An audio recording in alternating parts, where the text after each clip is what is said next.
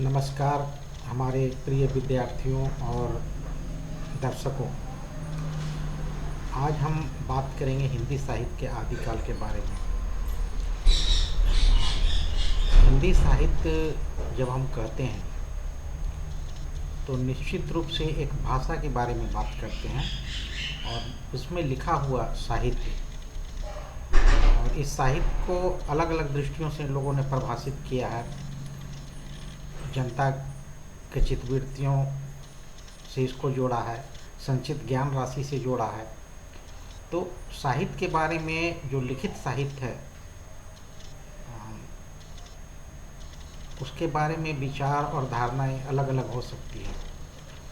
और जैसे कि पहले हम बात कर चुके हैं कि भाषा मूलतः मौखिक होती है, लेकिन साहित्यिक रूप में जब भाषा आती है तो उसका हम लिखित रूप ही ज़्यादा प्रमाणिक तौर पे व्यवहार में लाते हैं और उसी के बारे में बात करते हैं। तो हिंदी साहित्य का आदिकाल माना जाता है कि 1000 साल पहले लगभग शुरू हुआ। इस काल को कुछ आगे पीछे हम लोग कर सकते हैं, लेकिन इसके पीछे यह बात महत्वपूर्ण होगी, यह तर्क महत्वपूर्ण होगा कि हम हिंदी कहेंगे किसे। देखा जाए तो भाषा का विकास एक नदी की बहती धारा के समान है। कोई ठोस वस्तु नहीं है कि इसे आप अलग कर सकते हैं कि नहीं यहाँ से हिंदी है, यहाँ पे मगही है, यहाँ पे संस्कृत है, यहाँ पे पाली है, प्राकृत है। तो इस तरीके से हम अलग नहीं कर सकते हैं। हिंदी साहित्य के आदिकाल में भी बहुत सी रचनाएं जो हुई वो प्राकृत में है, पाली में है, अपभ्रंश में है। लेकिन मुख्य प्रवृत्ति के आधार पे हमें समझना पड़ेगा कि भाषा कैसे बदलती है। एक तो जो परिवर्तन होता है भाषा या किसी भी समाज में, उसका एक लौकिक और शास्त्रीय तनाव होता है, और दूसरा तनाव हर एक संस्कृति हर एक भाषा के साथ नई खोज का भी रहता है। और कुछ विदेशी लोग आते रहते हैं, संस्कृतियों में घुलते मिलते रहते हैं, अपने साथ कुछ बातें लेकर के आते हैं, कुछ उसमें जोड़ते हैं, और हमारा जो तरीका जो है वो बदलता है। तो परिवर्तन को ही इतिहास दर्ज करता है। अगर हम बात करें हिंदी साहित्य के बारे में तो हमें बात करनी होगी, शुरुआत करते हैं हम लोग प्राचीन भाषाओं से। अगर देखा जाए तो इस देश कहने का मतलब कि एक निश्चित भूभाग जो है, जिसे हम भारतीय या हिंदुस्तान कहते हैं, वहाँ पे शुरुआत हो जाती है एक छंदमय भाषा को, जिसे आप संस्कृत भी नहीं कह सकते हैं। एक तरह से आप शुरुआती दौर में जो वैदिक साहित्य जो लिखा गया वो तो एक विकसित भाषा के तहत आया, लेकिन उसके पूर्व जो भाषाएं थी, एक कृषि समाज की जो उपज थी, भाषा जो थी, छंदोमय भाषा थी, उसमें फिर बाद में वैदिक साहित्य लिखा गया, और वैदिक साहित्य के बाद फिर संस्कृत के रूप में सामने आया। तो हम अगर ज़्यादा प्रमाणिक रूप में बात करें तो अधिक से अधिक हम अपने देश की भाषाओं के बारे में इसको 1500 ईस्वी पूर्व तक ले जा सकते हैं। तो 1500 से 500 ईस्वी पूर्व तक का जो काल जो था वो भारतीय भाषाओं के संबंध में मान सकते हैं कि प्राचीन समय है, पहले का शुरुआती दौर है। और 500 ईस्वी पूर्व से लेकर के आप इसको 1000 ईस्वी तक मान सकते हैं कि मध्यकालीन भाषाओं का समय रहा। और इसके बाद 1000 साल पहले के बाद जो भाषाएं सामने आई उसे हम आधुनिक भारतीय भाषा कहते हैं। और आधुनिक भारतीय भाषा कहने का मतलब है कि इस देश में बोली जाने वाली तमाम भाषाएं, चाहे वो बंगला हो, असमिया हो, उड़िया हो, मलयालम हो, तमिल एक प्राचीन भाषा है, लेकिन अन्य सभी भाषाएं जो है एक समयबद्ध तरीके से अगर देखा जाए तो इनका विकास 1000 साल पहले से ज़्यादा पुराना नहीं है। और इसमें विवाद हो सकता है भाषा की रूप और स्वरूप और धारणा को लेकर के। अब जैसे कि हम 1000 साल कहते हैं, इसको कुछ लोग प्राचीन हिंदी से जोड़ते हुए जो अपभ्रंश का प्रवर्ती साहित्य है उसको भी इसमें शामिल करना चाहते हैं, तो आप 8वीं शताब्दी की भाषाओं को भी हिंदी में शामिल कर सकते हैं। और हमारे हजारी प्रसाद द्विवेदी ने तो भक्ति काल से ही हिंदी भाषा की शुरुआत सही रूप में माना है कि वहीं से हम मान सकते हैं। तो यहाँ पे सबसे महत्वपूर्ण हो जाते हैं कि अवधारणा भाषा को लेकर जो ये परिवर्तन का जो तरीका जो चला आ रहा है, किसी भाषा की पहचान हम कैसे करेंगे। अगर संस्कृत भाषा की क्या विशेषताएं हैं, उसके बाद पाली प्राकृत की क्या विशेषताएं हैं, उसके बाद फिर अपभ्रंश की क्या विशेषताएं हैं। और एक बात ये भी है कि अपभ्रंश और हिंदी काफ़ी नज़दीक की भाषाएं हैं, तो इनमें इतनी ज़्यादा समानताएं हैं कि सही सही ढंग से अलगा पाना, एक दूसरे से अलग कर पाना शुरुआती दौर की भाषाओं को लेकर के थोड़ा मुश्किल काम है। इसी चलते हमारे जो राहुल संस्कृतायन हुए और चंद्रधर शर्मा गुलेरी, इन्होंने पुरानी हिंदी की बात की है। और पुरानी हिंदी कहने का मतलब ही है कि अपभ्रंश से शुरुआती दौर में जो भाषाएं निकली हैं, जो अपभ्रंश मिश्रित भाषाएं हैं, अपभ्रंश धीरे धीरे समाप्ति की और हिंदी का स्वरूप जो स्पष्ट हो रहा था, उसको लेकर के उन्होंने बात की है। और एक बात ये भी हमें हमेशा ध्यान में रखनी है कि अभी जो हिंदुस्तान है, प्राचीन काल का हिंदुस्तान वैसा नहीं था। उस समय का हिंदुस्तान बहुत से रजवाड़ों और राजाओं का समूह था, और इनके बीच एकता के जो तत्व थे उन पे तो हम चर्चा करेंगे ही, लेकिन आवागमन की सुविधाएं भी इतनी ज़्यादा नहीं थी। भाषाओं का जो प्रसार होता है, इसका बहुत बड़ा कारण रहता है कि हम एक दूसरे से कितने संपर्क में आ रहे हैं, कितने नज़दीकी संबंध हमारा बन रहा है। लेकिन आदिकाल में इतना ज़्यादा आवागमन की सुविधाएं नहीं थी, प्रेस नहीं था, जो लिखित सामग्री उपलब्ध भी है वो अलग अलग स्वरूप में, उसकी प्रामाणिकता को लेकर हमेशा विवाद होते रहा है। उसका एक कॉपी राजस्थान में अलग रूप में मिल रहा है, तो इधर यूपी बिहार, यहाँ तक कि कबीर को लेकर के भी विवाद रहा है। और भी जो साहित्यकार जो हैं उनकी पांडुलिपि की प्रामाणिकता पे काफ़ी ज़्यादा चर्चित हो चुकी है, चर्चा हो चुकी है। और जो आदिकालीन एक महत्वपूर्ण साहित्य है पृथ्वीराज रासो का, उसको हमेशा चर्चा के केंद्र में रहने का कारण है, एक तो साहित्यिक रूप में वो काफ़ी समृद्ध है, लेकिन उसके रचना काल को लेकर के और उनमें जो प्रक्षिप्त इकाइयाँ जोड़ी गई हैं, इसको लेकर के काफ़ी विवाद है। और एक बात ये भी ध्यान में रखने की है कि हमारे जो भी प्राचीन साहित्य है वो अंग्रेज़ों के समय में सामने आया, और जो अंग्रेज इतिहासकार लोग जो थे, खासकर पृथ्वीराज रासो को लेकर उन लोग समझ रहा था कि मध्यकालीन इतिहास पे कुछ प्रकाश पड़ेगा। लेकिन बुल्लर जैसे संस्कृति कर्मियों को जब ये मालूम चला कि नहीं, इसमें बहुत सा जो है कल्पना है, इतिहास के तत्व तो बहुत कम है, और इन सब बातों को लेकर, प्रामाणिकता को लेकर, तो उन्होंने इसका प्रकाशन पे रोक लगवा दिया और कहा कि नहीं, इसकी प्रामाणिकता से।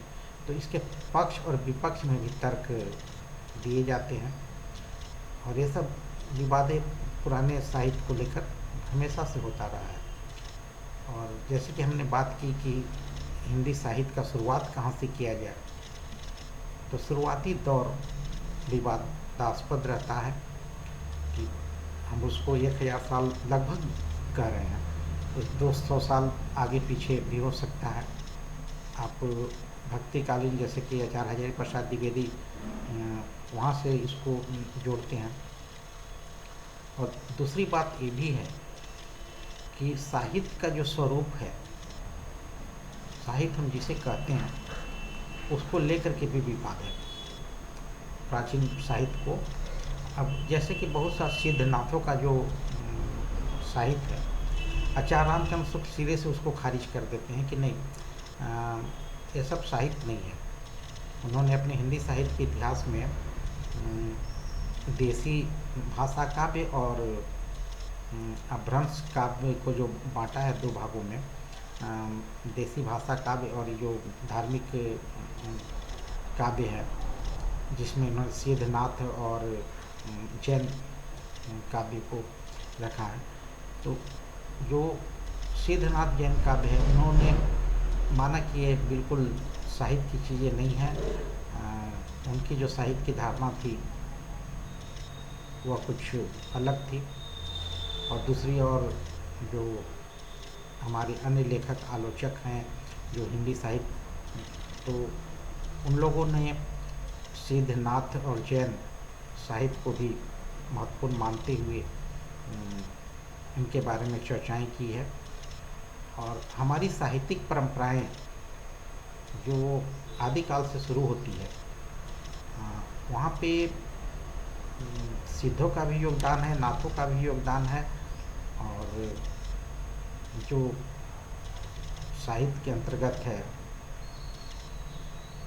वो तो है ही। तो इस तरीके से हम देखते हैं कि आदिकालीन परंपरा, एक तो भाषाओं की विभिन्नता है, सही भाषा की पहचान वहाँ पे स्पष्ट कर पाना मुश्किल काम है।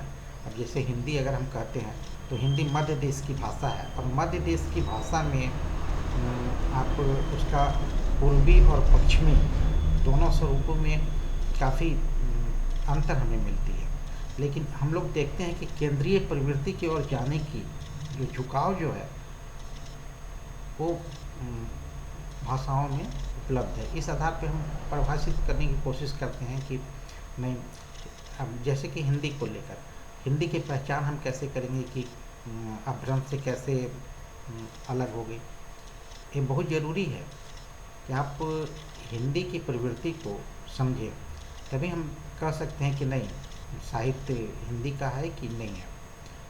अगर अपभ्रंश में जैसे कि कम और आधा म, कम और खम, ये सब लेकर के जो था, और यहाँ हिंदी में वो दीर्घीकरण से के तौर पे काम आने लगा, काम, खाम, और इस तरीके से दीर्घीकरण और अपभ्रंश में कुछ हद तक पाली प्राकृत का जो विकास हुआ था, कहीं ना कहीं हिंदी उसको नकारते हुए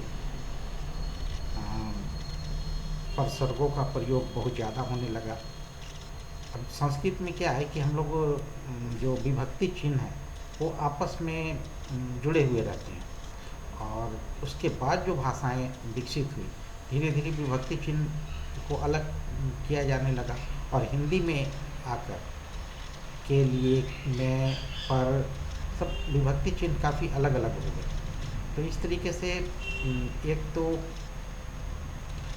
विभक्ति चिन्ह को लेकर के हुई, और दूसरी बात ये भी है कि तत्सम शब्दों का प्रयोग जो है वो हिंदी में अपेक्षाकृत कम हुए, तद्भव उसका बिगड़ा हुआ रूप जो है वो ज़्यादा प्रयोग होने लगा।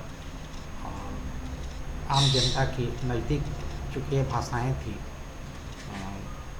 हिंदी भाषाएं का प्रयोग हम जानबूझकर कर रहे हैं, क्योंकि हिंदी जो क्षेत्र है उसमें अलग अलग बोलियां थी और सम्मिलित रूप से सभी को हम हिंदी के अंतर्गत शामिल करते हैं। अब जैसे कि हिंदी की बात करते हैं हम, तो राजस्थानी को नहीं छोड़ सकते हैं, अवधी को नहीं छोड़ सकते हैं, ब्रज को नहीं छोड़ सकते हैं, और जिसे मिली जुली जो भाषा कहते हैं कबीर के यहाँ जो मौजूद है शतुकड़ी भाषा, उसे भी नहीं छोड़ा जा सकता है। और हम प्राचीन काल में देखते हैं कि जो पूर्वोत्तर की जो भाषा है मैथिल कोकिल विद्यापति के यहाँ, उनको भी शामिल करते हैं हिंदी के अंतर्गत। विदेशी जो लेखक आए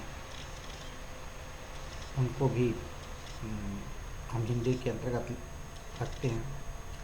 तो हिंदी भाषा एक समृद्ध विरासत, एक परंपरा को लेकर चलती है, वो आदिकाल से संबंधित है।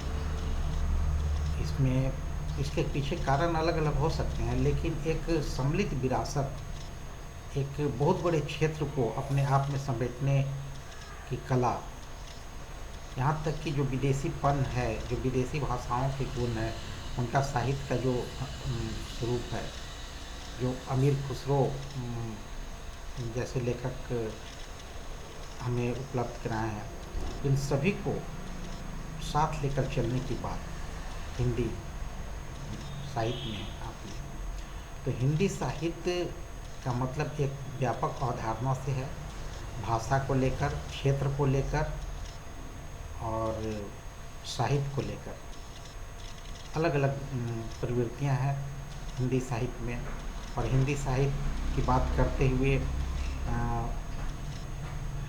अगर हम देखें आदिकाल को रामचंद्र शुक्ल ने वीर गाथा काल कहा है, तो वीर गाथा काल जिन ग्रंथों 12 ग्रंथों के आधार पर उन्होंने कहा है, तो उनकी प्रवृत्ति वीर गाथात्मक होते हुए भी अधिकतर ग्रंथ जो हैं या तो प्रक्षिप्त रूप में हैं या फिर वीरगाथात्मक नहीं है। अब जैसे कि पृथ्वीराज रासो की बात करें हम लोग, तो पृथ्वीराज रासो के बारे में ठीक है युद्ध का वर्णन है, लेकिन वहाँ पे बारामासा भी है, श्रृंगार रस भी है और बहुत कुछ जीवन के आधारभूत जो आयाम हैं उनसे जुड़ी हुई बातें हैं। तो ऐसा नहीं है कि आदिकाल सिर्फ वीरता का गुणगान ही कवियों ने किया है। ये बहुत छोटे से क्षेत्र में है। अब हम मैथिल कोकिल कवि विद्यापति की ही बात करें, तो यहाँ पे विद्यापति ठीक है, उन्होंने अपने आश्रयदाता और राजाओं की वीरता का गुणगान अलग से संक्षिप्त रूप में किया है, लेकिन उनके यहाँ गंगा स्तुति भी है, भक्ति भी है और राधा कृष्ण के प्रेम का जो वर्णन है वह कोई अलौकिक प्रेम नहीं है, वो लौकिक धरातल पे एक आम स्त्री पुरुष का जो प्रेम है वो है। और खासकर जो एक स्त्री का जो विकास का चरण है उसको उन्होंने अपने काव्य में प्रस्तुत किया है। तो इसको आप भक्ति कहेंगे कि श्रृंगार कहेंगे, इसको लेकर के भी संशय है। और यह प्रवृत्ति सिर्फ शुरुआती दौर की नहीं है, हम उसकी झलक भक्ति काल में भी पाते हैं। तो हिंदी साहित्य की जो मूल प्रवृत्तियां हैं, जो साहित्यिक रूढ़ियां हैं, साहित्यिक रूढ़ी कहने का मतलब जो काव्य कहने का, जो कहानी कहने का जो परंपरागत तरीका है, वहाँ तक जाने के लिए हमें आदिकालीन साहित्य को अच्छे ढंग से पढ़ना समझना होगा। और इसके बिना हम लोग आगे की जो साहित्यिक पृष्ठभूमि है, जो रचनाएं रची गई हैं, उनके बारे में सही ढंग से नहीं समझ पाएंगे। तो आदिकाल 2-3 बातों पे चर्चा हम लोग समाप्त करते हैं। पहला तो ये कि आदिकाल की रचनाएं प्रमाणिक है कि नहीं है, या इसको लेकर के विवादित रही है। दूसरा, आदिकाल का जो समय है, समय निर्धारण, उसको लेकर। तीसरा, भाषा के स्वरूप को लेकर। चौथा, साहित्यिक प्रवृत्तियों को लेकर। इन सभी बातों को हम लोग आगे समझने की कोशिश करेंगे। फिलहाल नहीं, नमस्कार।